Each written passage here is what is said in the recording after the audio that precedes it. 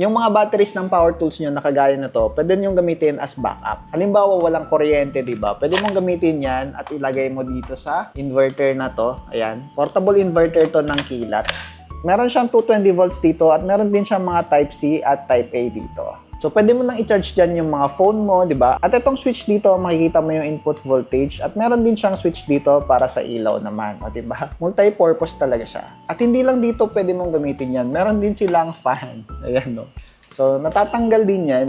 Ayan. Ilagay mo lang dito. So, meron ka na ngayon portable mini fan, di ba? Ayan, nandito yung kanyang switch. Okay, ito yung pinakamalakas at ito naman yung mahina. Sa gitna yung kanyang switch off. Makita mount yan. So, yung mga batteries na ganyan yung mount, pwede nyong gamitin. Ito naman yung mount niya sa power tools. Yan. So, malaking bagay yan pag tag-ulan o kaya tag-brownout, di ba? Kailangan natin yung mga power station, backup power bank na pwede nating magamit. So, yun. Kung gusto nyo rin itong portable inverter na to at ang kanilang mini fan na to, iniwan ko na lang yung link dyan sa baba at i-check out nyo na yan. Yun lang. Thanks for watching and follow for more.